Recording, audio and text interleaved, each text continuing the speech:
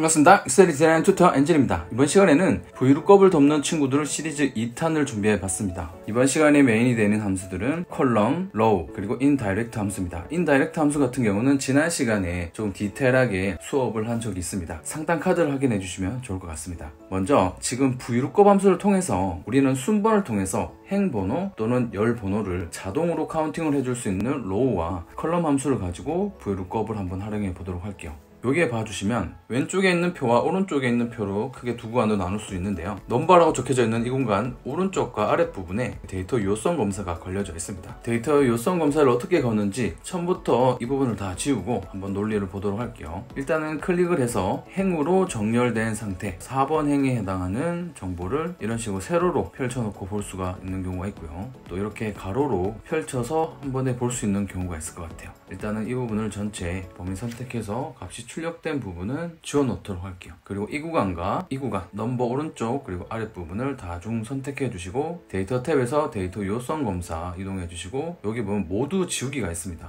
그러면은 두 구간을 동시에 선택을 했기 때문에 데이터 요성 검사가 모두 지워지게 될 겁니다. 이렇게 지워놓고 다시 한번 시작해 보도록 하겠습니다. 넘버와 넘버 구간 이 두 구간을 동시 다중 선택해 주시고요. 데이터 탭에서 데이터 요성 검사 와주시고 제한 대상을 목록으로 바꿔주신 다음에 원본 이 구간을 클릭해 주시고 숫자 값을 이렇게 드래그해서 범위를 지정하도록 할게요. 그리고 확인 눌러보도록 하겠습니다. 그러면 다중으로 선택한 구간에 각각 데이터 요성 검사를 통해서 값들이 요한 값들만 들어갈 수 있게 되는 걸 확인할 수가 있습니다. 어떤 숫자 값이 정해지고 나서 해당하는 행번호 또는 열번호가 순번으로 이렇게 변해 나갈 때 우리는 로우와 컬럼 함수를 통해서 순번을 직접 적어줄 필요 없는 논리를 한번 짜보도록 할게요. 여기에서 는 해주시고 브이로그업 함수 불러오도록 할게요. 그리고 지금 여기에서 기준이 되는 값은 위에 있는 넘버 이 구간이죠. 이 구간을 절대 참조해 주도록 하겠습니다. 그리고 우리는 복사해서 지금 같은 경우는 아래로 붙여 넣을 겁니다. 그래서 콤마 찍고 테이블 어레이는 숫자 값이 들어가 있는 이 구간부터 판매량 정보가 들어가 있는 오른쪽 끝 구간까지 범위를 지정해 놓도록 하고요. 절대 참조해서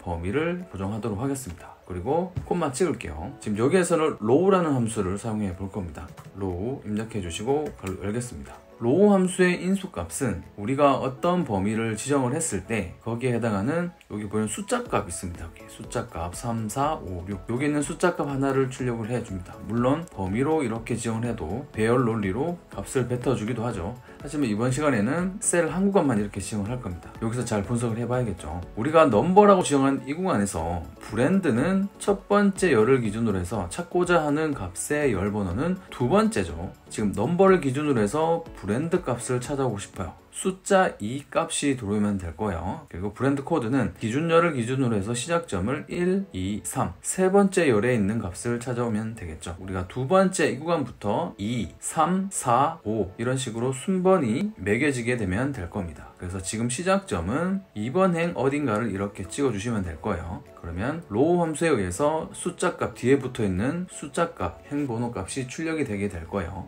이 상태에서 갈로 닫도록 하겠습니다. 우리는 복사해서 아래로 붙여 넣을 거기 때문에 로우 함수의 인수값은 상대 참조로 이렇게 열어놓도록 할게요. 그리고 콤마 찍고 정확하게 일치하는 값 0 넣고 갈로 닫고 엔터 치도록 하겠습니다. 그러면 숫자 5에 해당하는 브랜드 값 여기에서 브랜드에 해당하는 5번 값은 서부 간선이죠. 서부 간선 잘 출력이 된 걸 확인할 수가 있죠. 서부 간선 그 다음 브랜드 코드는 C열에 있네요. 기준열을 기준으로 해서 하나, 둘, 세 번째 열에 있죠. 그래서 이 구간을 선택해 주시고 복사 붙여넣기 아래로 하도록 하겠습니다. 그러면 5번에 해당하는 이 값의 서부 간선 여기 잘 출력이 됐고요. 브랜드 코드는 9603 스타일 코드는 AAHJ19S10 그리고 판매량은 426 잘 출력이 되었네요. 한 번만 더 볼까요? 8번으로 바꿨습니다. 그러면 8번 자리에는 경부고속 1218 그리고 GGSL 19S06 493 잘 출력이 되었네요. 이제 오른쪽 표도 한번 완성을 시켜보도록 할게요.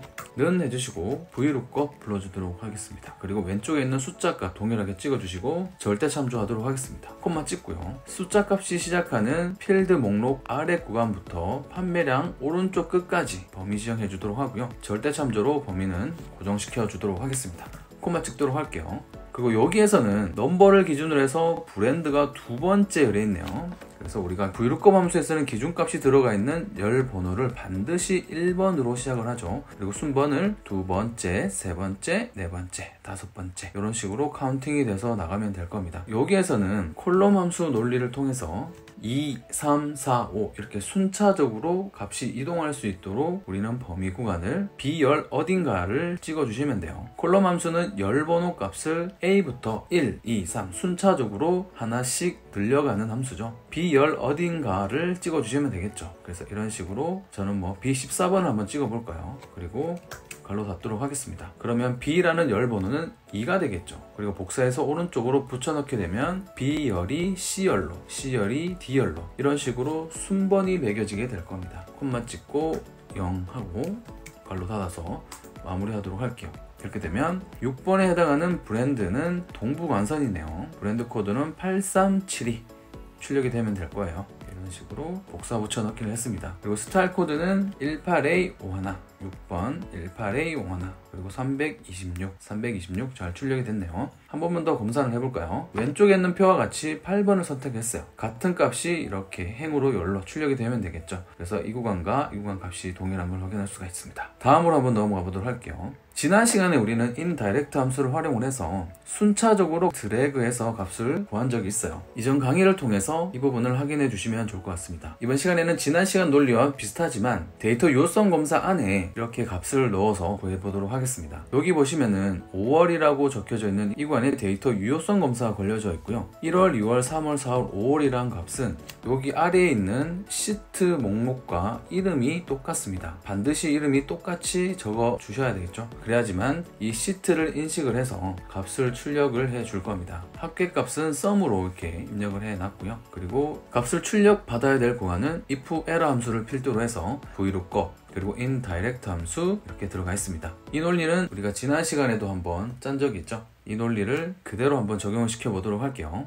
값을 지우도록 하겠습니다. 일단 여기 sum 함수는 그대로 남겨 놓도록 할게요. 아랫부분에도 이렇게 sum 함수가 들어가 있죠. 이 구간에 는 해주시고요. vlookup 하도록 하겠습니다. 그리고 찾고자 하는 값은 왼쪽에 있는 카페라떼 음료의 목록이 될 것 같습니다. 그리고 이렇게 열만 고정하도록 할게요. 물론 상대 참조로 열어놔도 상관없습니다. 그렇지만 우리가 습관이 되게 무섭죠. 그래서 보통 오른쪽으로 값이 늘어날 수도 있는 상황이 될 수도 있기 때문에 이런 식으로 열만 절대적으로 참조할 수 있도록 혼합 참조를 걸어주도록 할게요. 그리고 콤마 찍도록 하겠습니다. 이제 범위가 필요하죠. 테이블 어레이라는 거는 기준값이 들어가 있는 열 목록을 포함을 해서 내가 찾고자 하는 값이 들어가 있는 목록까지 순번 입력하게 되면 논리가 작동하는 함수죠. 그래서 테이블 어레이라는 값은 indirect 함수로 시트를 참조해서 올 거기 때문에 indirect 함수를 적어주도록 할게요. 그리고 indirect 함수로 처음 시작할 목록은 여기 상단에 있는 시트명과 같은 5월 또는 2월, 3월 월에 대한 정보죠. 이런 식으로 범위를 정해 주시고 반드시 이렇게 혼합 참조를 해 주셔야지만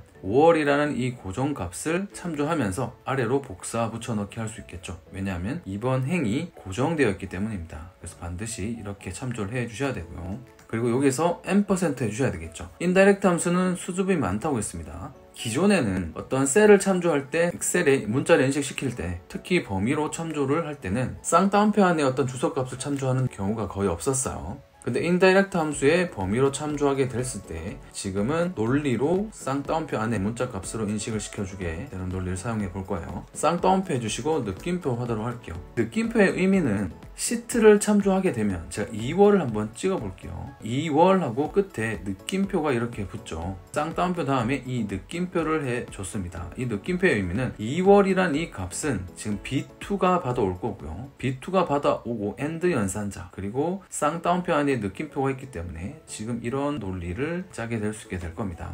자, 이렇게 느낌표 해주시고 나서 여기서 우리가 이제 참조할 열 구간이 있겠죠. 1월과 2월, 3월, 4월, 5월 규칙을 보자면 아이템이라는 열은 A열에 반드시 픽스가 되어 있고요. 그리고 찾고자 하는 열은 반드시 기준열을 기준으로 해서 B열, 즉 두 번째 열에 있습니다. 이런 규칙이 반드시 존재해야지만 지금 같은 vlookup과 indirect 조합을 사용할 수가 있겠죠. 여기서 우리가 1월을 찍을 거고요. 또한 2월을 찍어서 원하는 값을 찾아올 겁니다. 그렇기 때문에 이 논리는 쌍따옴편의 느낌표를 해주신 다음에 A열과 B열이라는 공통 규칙을 적용해 주도록 할게요. 그러면 from A to B라는 이 논리가 성립이 되겠죠. A열과 B열이라는 공통적인 규칙을 가진 시트 안에서 찾고자 하는 값이 들어가 있는 열 번호는 두 번째가 되었죠. 그래서 괄호를 닫고 콤마 찍고 나서 컬럼 인덱스 넘버는 찾고자 하는 열 번호가 있는 순번 숫자 2를 넣어주면 될 겁니다. 이렇게 넘어가 보도록 할게요. A열과 B열 전체 두 열을 참고할 거고요. 여기서 찾고자 하는 값이 들어가 있는 필드는 A열을 기준으로 해서 첫 번째, 두 번째